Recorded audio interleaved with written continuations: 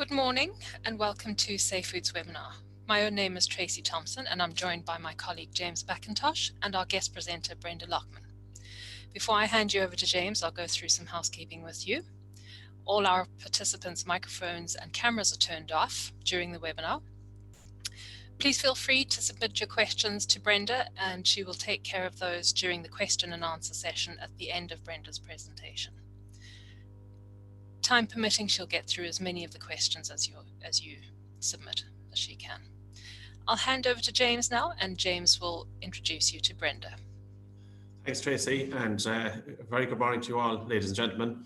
And thanks for joining us today for this webinar, which focuses on food allergens. We're running this webinar because we're conscious that allergen management is an ongoing problem for many food businesses, particularly the smaller food businesses.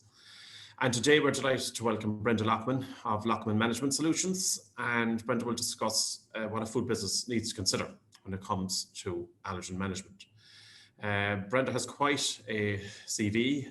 She's over 20 years experience in training food companies to quality and food safety certification, and many of these companies subsequently went on to achieve EIQA sectoral awards.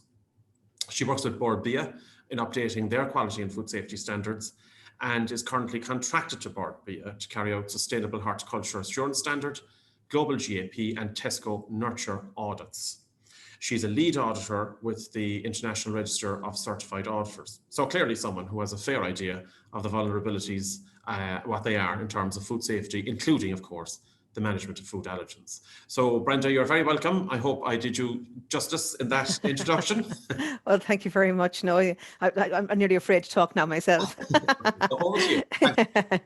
Okay, well, I'm going to talk today about allergens. Whose responsibility is it anyway? Because let's face it, lots of us have responsibility with regard to food allergens, not missing out on the person who has the allergy. So I'm coming from the situation that I've been in quality management system and auditing for 30 years. And I've worked with numerous companies in the implementation of their systems and setup of their systems, and also in the auditing of their food safety management systems. And as part of that audit process, I'm constantly observing the controls in relation to allergens. I'm taking another slightly closer to the heart slant on it also this morning. I have 4 family members with significant food allergies who live with that allergy on a daily basis.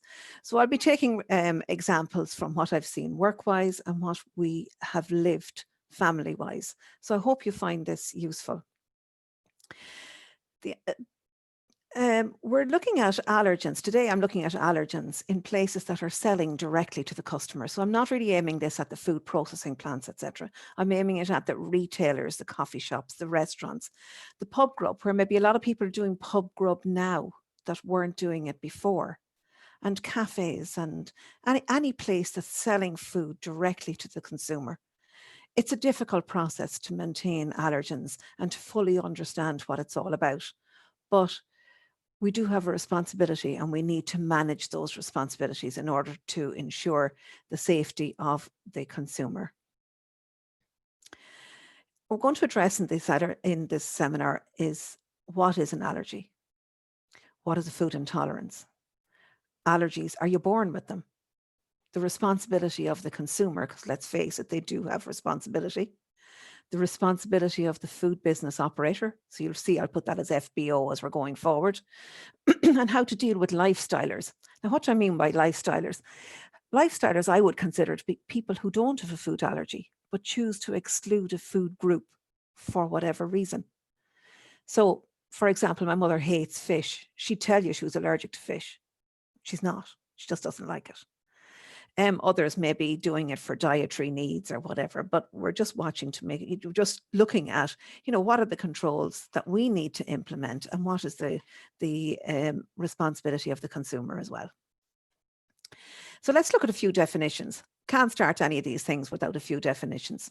A food sensitivity is a bad reaction to a food that is otherwise perfectly safe to eat. On the island of Ireland, the 3 most common forms of food sensitivity are food allergy, food intolerance, and celiac condition. I'm going to focus mainly on food allergy, a little bit less on food intolerance, and just touch on celiac condition.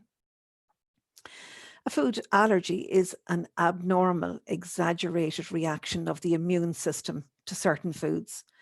It involves the production of a specific kind of antibody which reacts to a particular food component, and in doing so causes an allergic reaction.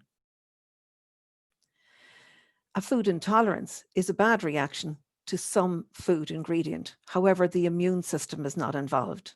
Examples would include, like, say, lactose intolerant, where the absence of the enzyme lactase, and migraine induced by red wine.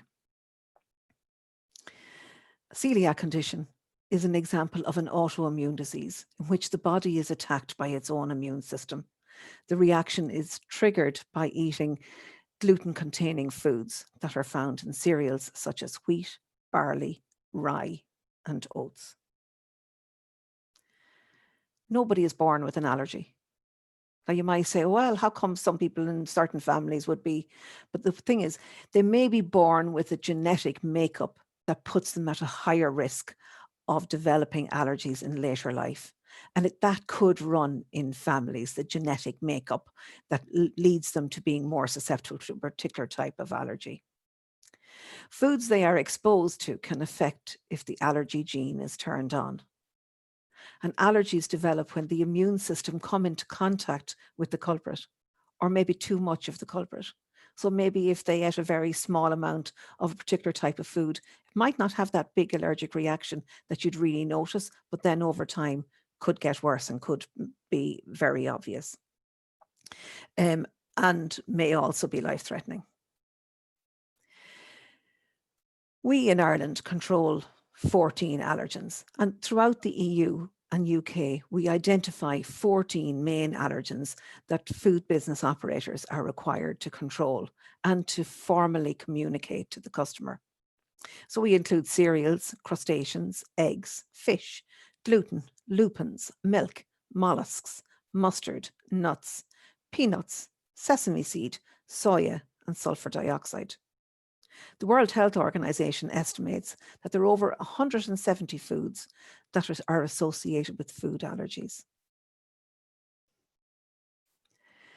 Living with an allergy. Well, my dad and my sister are both allergic to mussels. Their symptoms are high temperature, disorientation, and vomiting. Probably the disorientation is linked to the high temperature. My niece is allergic to shrimp. Her symptoms are swelling of the eyes, mouth, and tongue. My daughter first had an allergic reaction at the age of 15. She's not allergic to any of the top 14 that are identified in this country. So it took a long time to try and figure out what it was that she was actually allergic to. Also living with an allergy, I don't know if any of you have seen the movie Hitch.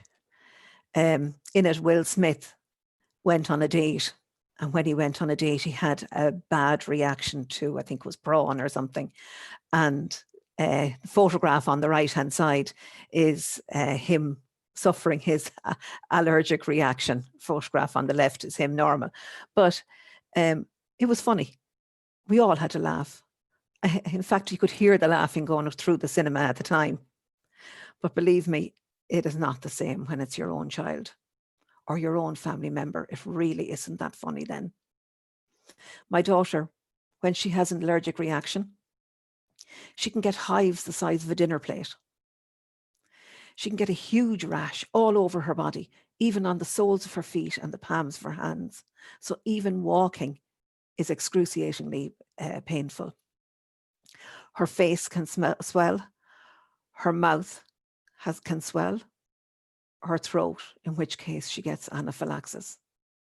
From the time she feels that first tickle in her throat till she's on the ground, having used her adrenaline pen, hoping it would work, hoping that the emergency services would arrive on time, hoping that when they do arrive, that whoever arrives knows what to do, because they're not always used to looking at an allergic reaction.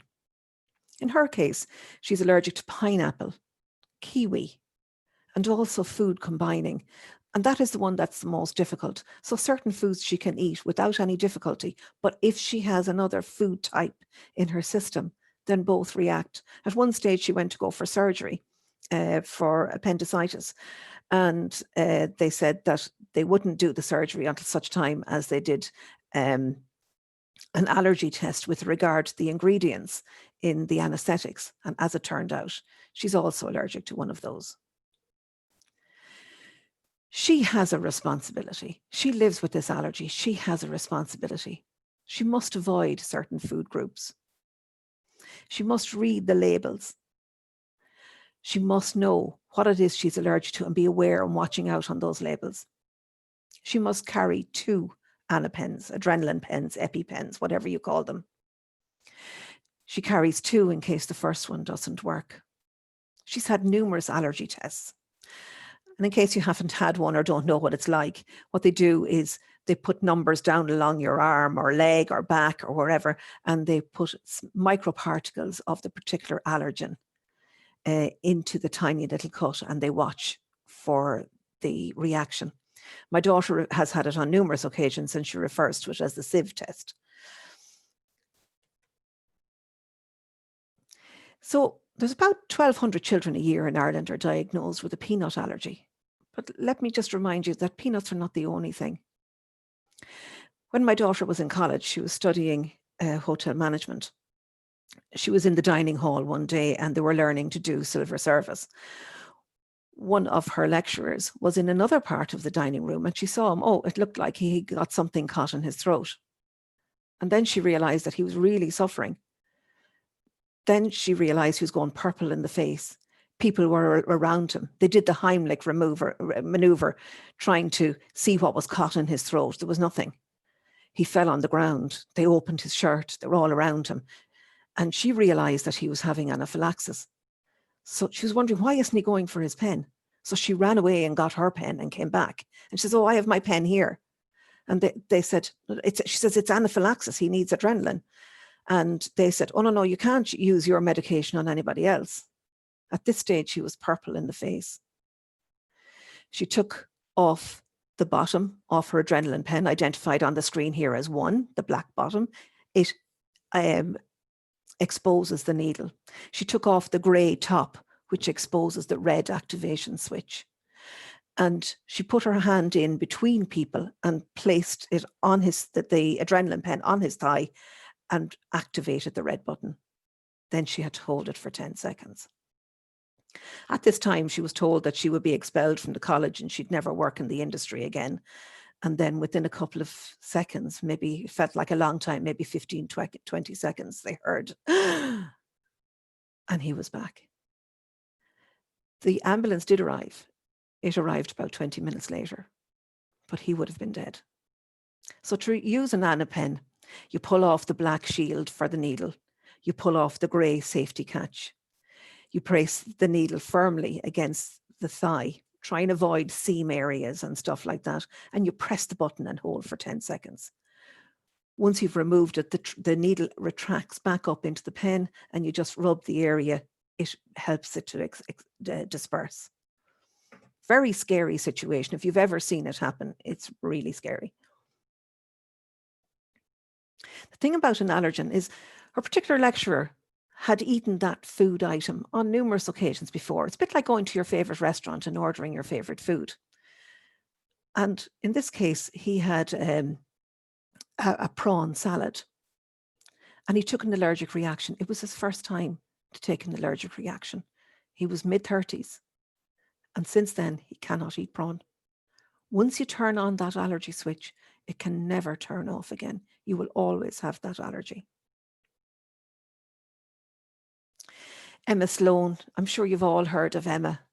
On the 20th of December 2013, on the main street in the capital city in Mullingar, in Dublin, O'Connell Street, she died just minutes after having an allergic reaction. Emma had mistakenly eaten a satay sauce in a city centre Chinese restaurant. Her lips started to tingle, and a staff member confirmed that she'd eaten satay sauce and not curry sauce, as they had earlier thought. I'm sure you've all heard of her going to the pharmacy and not getting an adrenaline pen and all the rest.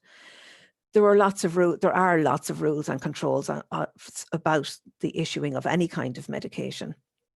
And since then, her mother has campaigned, and things have got a little bit better because, say gyms, restaurants, hotels, that type of thing, they are now allowed to carry an adrenaline pen. Mind you, it needs to be in date. And in fairness, I've never actually come across one that actually has one. But anyway, the food business operator has a responsibility. They must know their ingredients. They must provide accurate information on the ingredients and the allergens. The label should clearly show the allergens highlighted in the main list of ingredients. So what do we mean by highlighted? It can be in, say, uppercase if the rest of the font is in lowercase. It can be in bold, whatever means you use, but it must be uniform throughout. So whatever means you use to identify an allergen in a product, you must do that for all your products. You need to be aware if you change an ingredient or if you change a supplier of an ingredient. In these cases, it may seem to be the same product that you're using, but the allergens might be slightly different. So you need to be very much aware with regard to the controls that you keep with regard to allergens in the foods that you serve.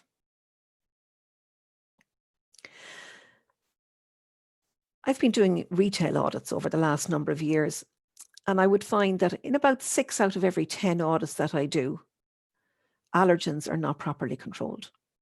I was in a place one day and they were making burgers in-house and they were adding in a burger mix. The label to the customer stated contains gluten. However, when I looked at what the manufacturer was saying, the manufacturer said that it was gluten-free.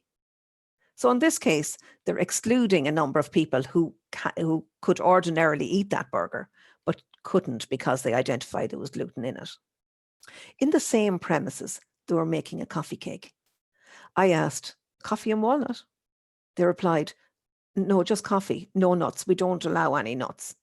And I said, well, there's a crumb finish around the outside. What is the crumb finish? And they said, well, it's kind of a biscuit and caramel. That's okay. I said, can I see the container that it came in for the ingredient? They had changed manufacturers of this coating in the months leading up to the audit. And there it stated, contains nut mix. So when they changed from one ingredient to another, they hadn't noted that now it contained nuts. They made a mistake. Difficulty is that you can't make too many mistakes. One can be fatal. You need to manage these. You need to be looking at your ingredients. You need to be seeing if we make a change, what is the difference? Mayonnaise. I'm sure all of us have come across mayonnaise. Let's look at 3 different types of mayonnaise here. When I look at these, I didn't choose these. I'm not trying to identify a preference in any sort. They're here in alphabetical order.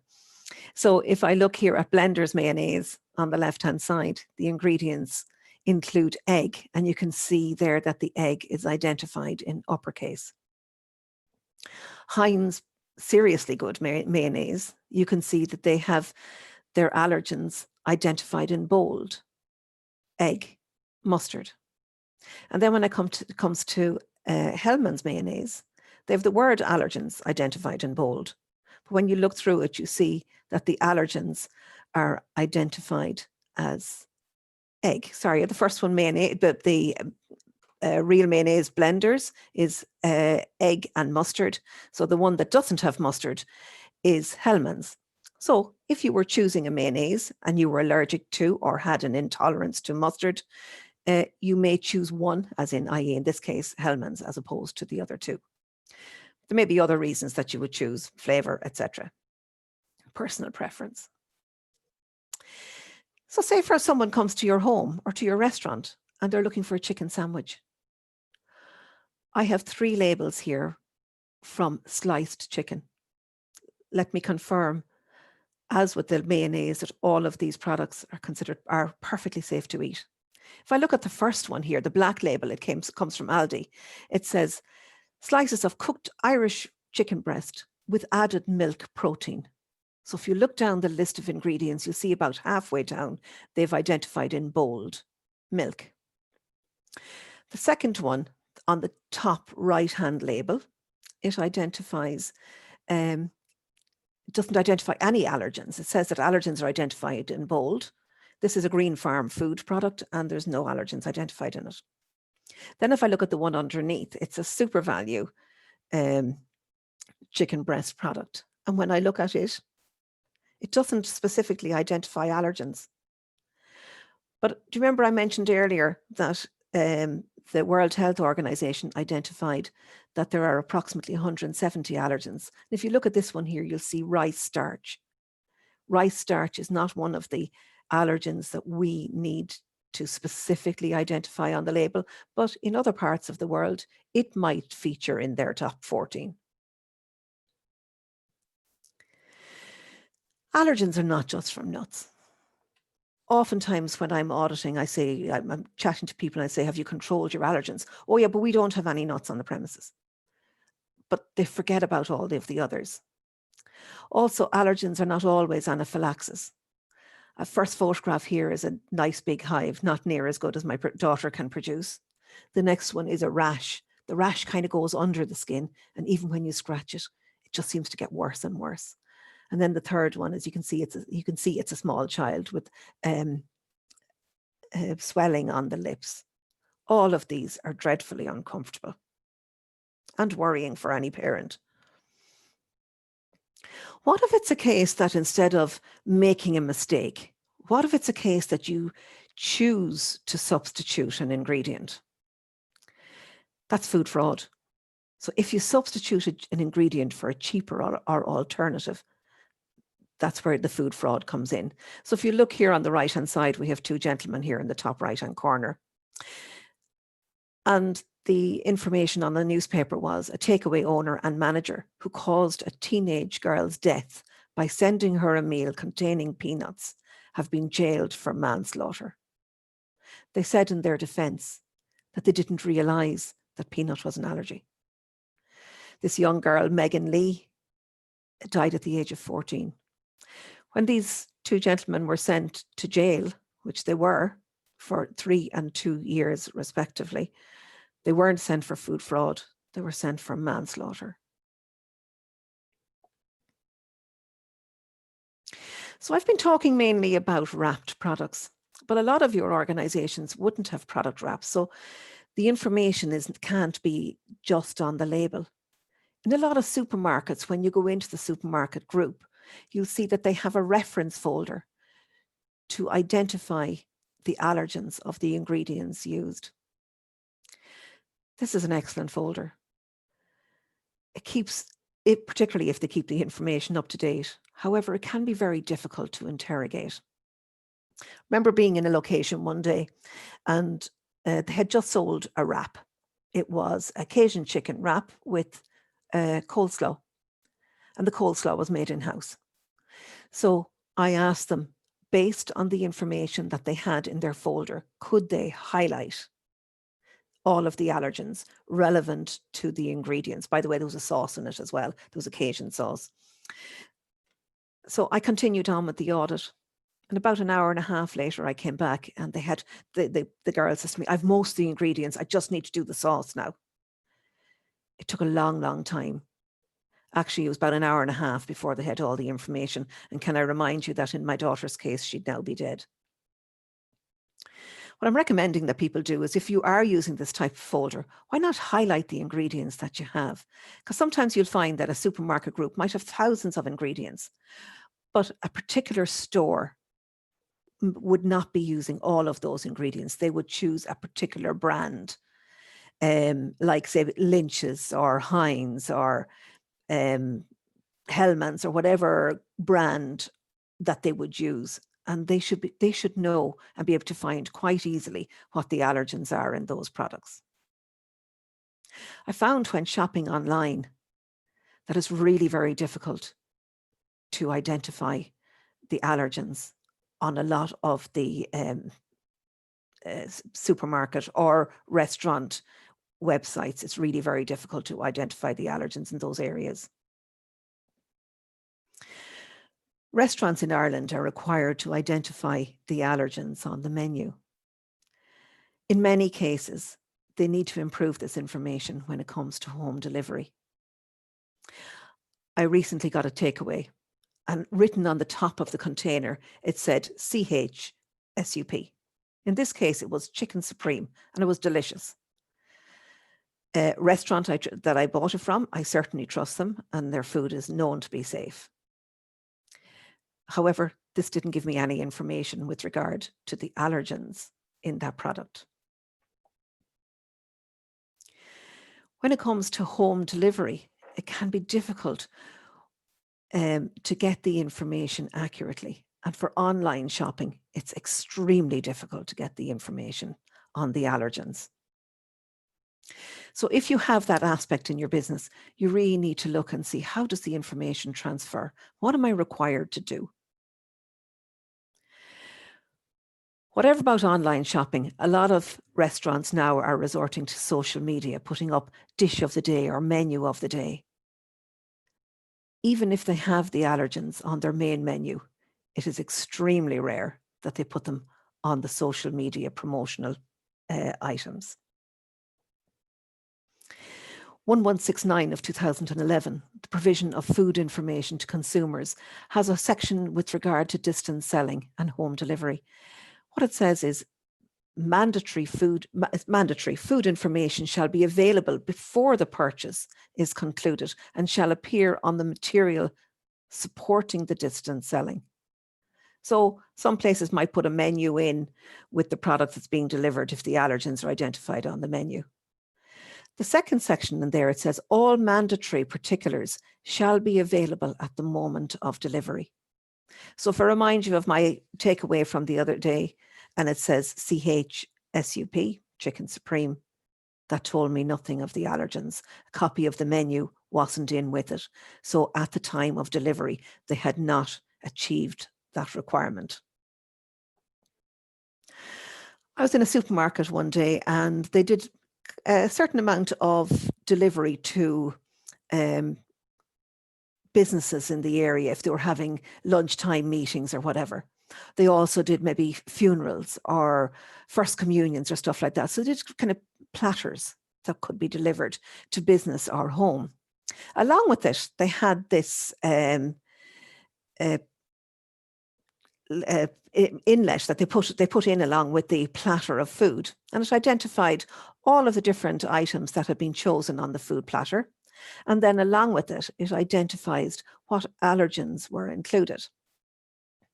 So I questioned them. I says, look, you've only got 9 allergens there. There are 14 you need to control, and then you've put in preservatives as well, which they were including like E numbers and stuff. And I said, why is that? Why haven't you considered the 14?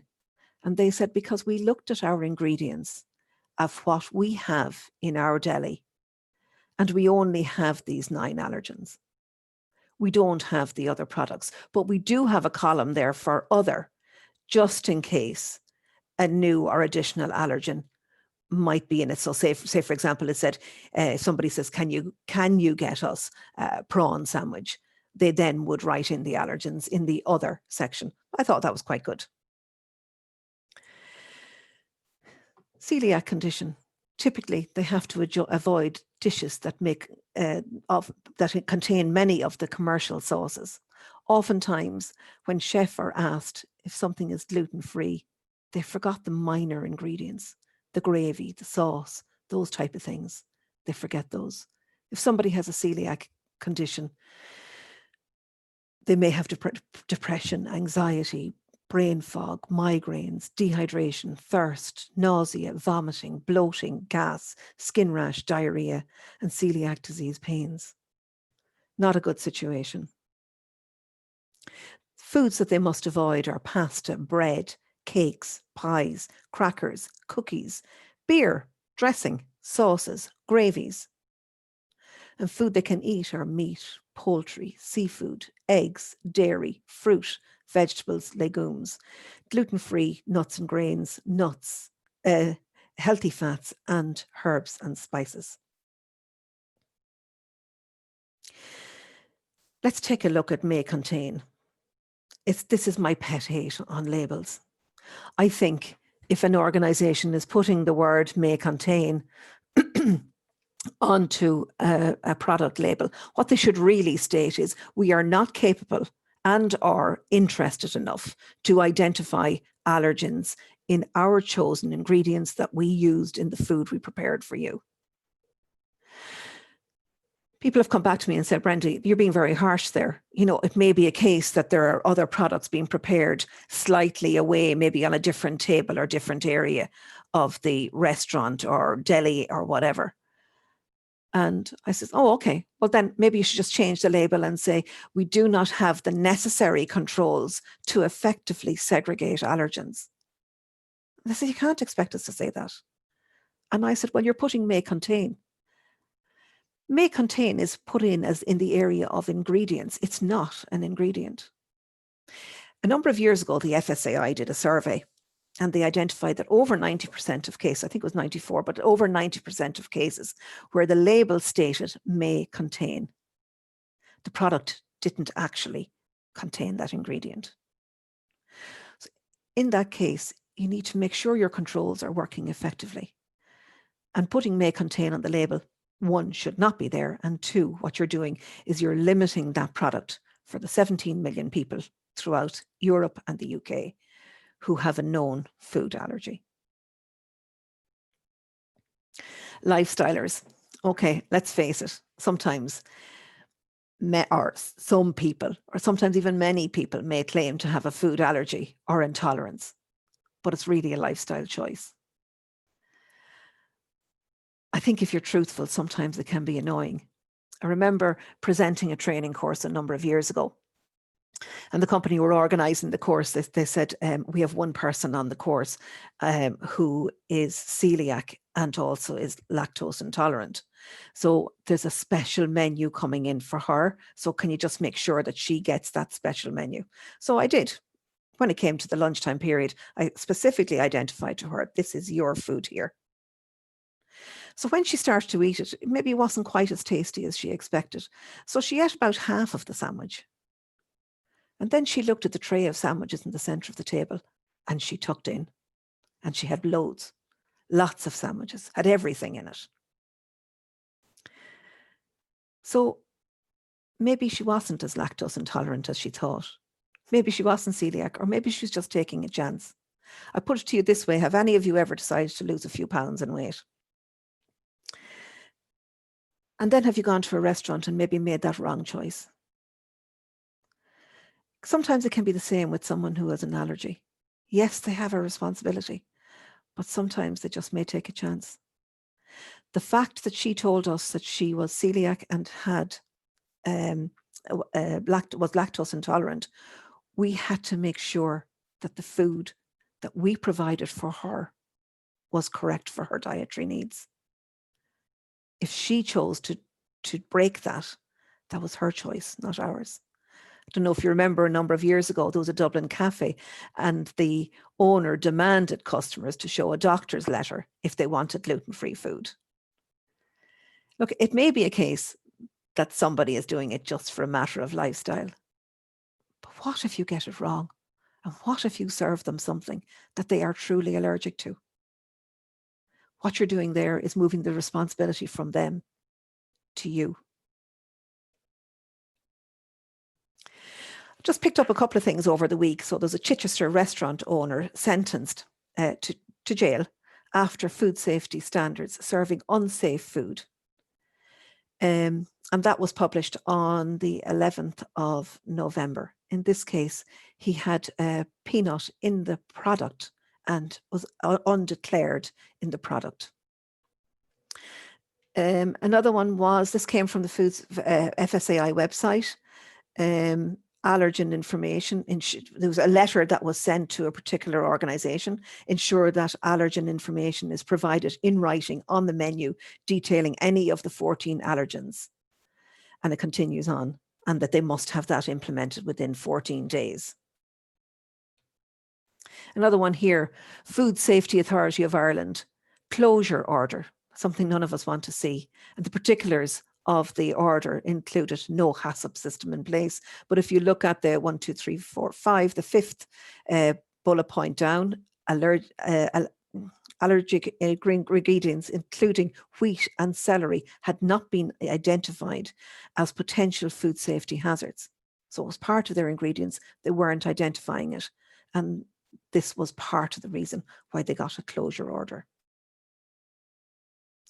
None of us want to feature in enforcement orders, closure orders, improvement orders, prohibition orders. But if you do, you're up there on the website and it stays and it's visible for everyone to see. Just as I was working on this webinar, I also came across, if it'll move on to the next slide. For some reason, it's not, sorry now. Okay, you're going to have to believe me. My next slide was Heinz. Oh, here we go. There you go. It's taken off now all of a sudden. There we go. So egg and mustard in a batch of seriously Heinz good mayonnaise. This came out on the 29th of October. So only a few days ago. Egg and mustard. And if you remember, on a slide earlier, I identified that egg and mustard were identified on the label. But in this case, the label was not in English. And because the label wasn't in English, it didn't clearly identify egg and mustard as being potential allergens within the product and causing potential harm to the consumer. So in this case here, the product was subject to a product recall because the information could not be properly read on the label. Conclusion, the customer, the consumer has a responsibility. They have a responsibility to avoid foods that they are allergic to. They have a responsibility to read the menu, to read the label, to ask questions, to confirm, and to choose well. The food business operators, you have to know your ingredients. You have to accurately identify the allergens and communicate that through labeling, menus, etc. Don't forget, if you have a specials board, the allergens have to be identified on it too. Reconfirm the allergens regularly or when there is a change in ingredient. Reconfirm the allergens when you're using a similar ingredient like mayonnaise, chicken sandwich, etc., but where you've had a change of supplier. And don't forget to communicate those changes to your customer. You may have a customer that always comes in and orders the same product, but you change an ingredient and they're now in difficulty. Thank you. I hope you found this interesting, and if you have any questions, I'll be happy to answer. That's great. Thanks very much, Brenda. That was a fantastic run through I suppose, the tips and trips really when it comes to allergen management and some of the pitfalls. Yeah. Folks, I'd ask you to submit your questions using the Q&A function at the bottom of your screen now. We have 1 or 2 questions in, but Brenda, I'll kick off. I'm conscious, I suppose, that in the times we're in, a lot of catering businesses, for instance, are trying to stay afloat. Yes. The whole industry has been hammered, yes. you know, by the current pandemic and closures and whatnot. Mm-hmm. And a lot of them have reopened as takeaways, or yes. they've included a takeaway function yes. in their business that maybe they haven't had before. That's true, yes, certainly. In terms of the allergen information, I'm conscious the legislation says something about it should be provided at the point of sale or delivery. Yes, at the point of sale and at the point of delivery. Yeah, so most of these restaurants now, for instance, would have an online. So, you know, you get online, you order online. Is that where the allergen information should be provided? Supposing I want to talk about sesame, for instance. The allergen information should be there at the point when you're looking up the product. So if you go on to their online menu, their takeaway menu, at that point, it should identify the allergen. Now, sometimes I see that they do, but they put a symbol or a number, and then you have to scroll down to the bottom of the page. I think on a situation where it's online ordering, really the allergen should be identified where that product features on your menu. But also there is a requirement to make sure that you confirm that at the point of delivery. And I think it's the more, typically I'm seeing that the allergen is identified on the menu at the point of order, but the information isn't transferred at the point of delivery. And ways that I've seen people to get around that way, or business to get around that, is they put in a copy of the menu in with the product at the point of delivery, or they might label the product and the label would identify that there was an allergen in the product. Right. And so the copy of the menu then would obviously contain the allergens listed under Yes, exactly. Yeah, that's true. That's no, true. because I know that's a big issue for a lot of caterers now. It is, and they say to me, but that means I have to print twice the amount of menus. And I say, well, okay, yeah, I understand that too. But I said, you're going to know that satay contains peanuts. So surely if you're using container for satay sauce, you can put a label on it just to say satay if you need to, But really, all of the ingredients should be identified, but they're not. But at a minimum, at the point of delivery, you must identify the allergens. Yeah, and you mentioned also may contain. No, may contain. Oh, my pet hate. Well, everybody's pet hate. But for a caterer, for instance, who's going to label their menus, yes, this is problematic, isn't it? I mean, they're looking at the ingredients label on their, the products that they use, and suddenly they say may contain nuts. Yeah. What do you do? Do you transfer that across? It's not an ingredient, so you don't treat it as an ingredient, isn't that right? Yes, you don't treat it as an ingredient. To be honest, if I got an ingredient and on the label it says may contain nuts, I'd go for a different supplier and pick one that didn't do that, because you're really leaving yourself wide open. Yeah. If they identify the potential of an ingredient, of an allergen on an ingredient, you've no choice but to transfer that information. Yeah. So probably. I would probably move from may contain to contains nuts. But then again, if you're selling a vanilla ice cream, you don't really want to say that you may contain celery. Well, maybe it might, depending on who's making the ice cream. But but you don't want to. You have to show that you're in control. Do you know what I mean? You have to choose your ingredients well. There's lots of options out there with regard to ingredients. Go back to your supplier, get them to clarify, ask them to test the product to see if the product actually has does contain the ingredients stated or not. Those suppliers have a responsibility to provide you with accurate information, and I would insist on it. Yeah. We have a question here. Sure. Why is food allergy such a big issue nowadays compared to maybe 20 or 30 years ago? Is it related to the environment we live in, or are people just more sensitive?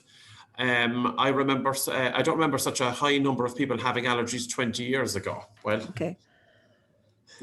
What's your theory on that, Brenda?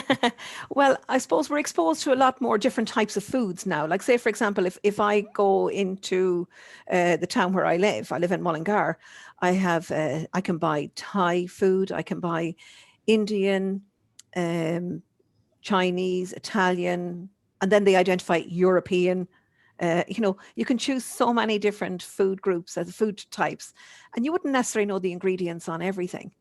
And maybe our immune system, I'm not 100% sure now, in fairness, you'd probably know that better than I would, James, as to why there's more allergens, but there are definitely more allergens than there were before. But then also we are exposing ourselves to higher amounts of different types of foods than we would have previously. A lot of times in the past, like, people would eat locally ingredients that they had grown on the farm with a corner shop that didn't have a huge variety. And if you weren't allergic to any of those, then you didn't really have exposure to many other products. Whereas now you can go into the supermarket and you can buy pretty much anything. Yeah, I suppose, yeah, that's one factor. If you go back 50 years, people really had standard diets. They didn't change much. But that's probably just one factor, I'd say. Yeah. I mean, nobody has the answer to this. That's the short answer. I think so, yeah. I mean, there are a number of hypotheses. The old friends hypothesis, for instance, is one currently in vogue, where we're just not exposed to the kind of, environmental bacteria that we would normally be exposed to. Yeah. And this has an effect on one part of your immune system, so on and so forth. But then it doesn't affect everybody. You mentioned there, for instance, new foods. Well, 30 years ago, kiwis were a luxury food. Yeah, exactly. Yeah, that's true. Not to mention avocado. Avocado, what was that? And whereas now they're commonplace, and we're seeing increases in kiwi. Now that doesn't mean that everybody's going to get a kiwi allergy, but we have seen increases in the prevalence of kiwi allergy both in Britain and Ireland, for instance. Yes, my daughter would be one of those. Yes, she's really? allergic to kiwi and pineapple for definite, and lots of others. Really? Well, there you go. So no, not everybody gets a sensitivity to a particular food, has to be said. That's true. But we don't know really what the underlying reasons why some people get it, and then some people might be eating kiwis for a while, and then suddenly they'll take a reaction in their 30s or 40s, this kind of thing. Yeah. Well, actually, my sister is allergic to mussels, and she would have eaten mussels lots over the years. She lived in France for a period of time, and then, so as you know, mussels is nearly a stable diet over there, and she had no issues. But we went out for her 40th birthday, and from that day on, she is now allergic to mussels. She can't even have a chowder in case there's a stock in it that includes mollusks, so it includes the mussels. So she can't even have a chowder if she goes out anymore. And she just really doesn't trust people to confirm what is in their fish stock. So chowder has to be made at home now. Yeah, there's a lot of good research has been done in this area. For instance, we now know, for instance, that the advice, for instance, for infants, particularly if you're from what's called an atopic family, yes, you would have asthma and eczema, for instance, high prevalence of other what are called atopic diseases, is to introduce things like peanut earlier on in life, whereas prior to that, it was avoid at all costs. So yeah, exactly. Yeah. Research, there's some very good work has been done, but an awful lot of research has to be done yet. Absolutely. Find out, well, why would somebody go through life, have no problems, and then all of a sudden in their 40s or 50s take a reaction. We don't know. We don't know. Yeah. Is the exactly. That's true. We just don't know. So, and Brenda, what other things you were mentioning there, for instance, the lifestyle, people who choose to avoid particular, and it's, dairy free, gluten free, meat free would be I suppose fish free. Well, fish free, there's not so many of them, but I think it's important to emphasize that the legislation primarily focuses on people who need to avoid foods for health reasons. Health reasons, that is correct, it does. I suppose the point I was trying to bring out there is you may consider that someone is doing it for a lifestyle choice, but it might be that they are actually allergic. And why would a food business operator take that chance? If someone tells me they're allergic to whatever, I'll make sure they don't get it. Do you know what I mean? Not knowing me anyway, I'll make sure they don't get it. Whereas I'm not going to take a chance to say, if someone says to me that they're allergic to gluten, say, for example, that they're celiac, I'm not going to say, I'll just stick in a drop of gravy here. They won't even notice. They will, Yeah. And I think you're right. It's always important to think about the alternatives when you're accommodating somebody who needs to avoid food. Think about what you're giving them, and don't be worried about that. They're not going to get value for money if we don't pour the gravy over the meat. Over the meat, exactly. It's not like that. Just think of the ingredients. I think if you've ever seen someone actually having anaphylaxis, it really makes you sit up. It is the scariest thing, because you feel so absolutely useless. They've used the adrenaline pen and you're waiting for the emergency services. You're waiting for it to kick in. And even that short period of time waiting to hear where the breath starts to come back into the body, that can seem like a lifetime. It happens so quickly. Absolutely. I remember talking to one restaurateur in Belfast, and he said he'd been in the business for 30 years, and he said somebody took an anaphylactic reaction in his restaurant one evening, and he said it was the worst thing that ever happened. Yeah, you actually do is you basically see them die in front of you. Yes, it's horrendous. And hopefully that adrenaline pen will work. That's why a lot of people who would have serious allergies would carry 2 adrenaline pens in case the first one doesn't work. And it's not a case that it won't activate. It's just that it's not enough. Yeah, and Brenda, on that note, I mean, I think over 40,000 what are called adrenaline auto-injectors. There's 4 different varieties in Ireland, for sale in Ireland and Northern Ireland. Over 40,000 are issued, or prescriptions for adrenaline auto-injectors are issued every year. Actually, when poor Emma Sloan passed away that time, one of the things that happened is everybody who needed an adrenaline pen went out and bought an extra one just in case. Yeah. And then what happened was very quickly, they just weren't available for a period of time. Yeah. And so I know from my daughter's point of view that we searched places in order to get an adrenaline pen, because she had used one and she now only had one. At one stage, she was the biggest user of adrenaline pens in Ireland. She used 19 over a 16-month period while we were trying to figure out what it was that she was allergic to. And you're writing down absolutely everything she ate, everything she drank, and then lifestyle things around her and stuff like that, just trying to find out what it is. It can be a long process, but you have to do it. You have to do it. You don't have any choice. Yeah. Well, Brenda, we don't have any more questions. Okay. And look, it just leaves me to say thank you very much for a very interesting and very informative webinar. Folks, thank you for attending the webinar, which will shortly be made available on the Safe Food Knowledge Network Ning site. This is www.safefoodkn.ning.com, and a link to the webinar will be emailed to you shortly. If you're not already a member of the network, then I would advise you to join. It's free. Again, you just simply log on to www.safefoodkn.ning.com and follow the steps for joining. This will give you access to a whole suite of resources, by the way, to help you meet your food safety obligations. In addition to that, we will shortly email you a link to our online evaluation form, and we would greatly appreciate it if you completed this. It's very quick to complete and to submit, because this helps us to understand your needs and allows you also to suggest future topics for us to consider. I should highlight as well that there are also a more focused legislative resources available on the FSAI website. Just go onto the fsai.ie and put in allergens and or allergies, and you will be taken to the page where all those are.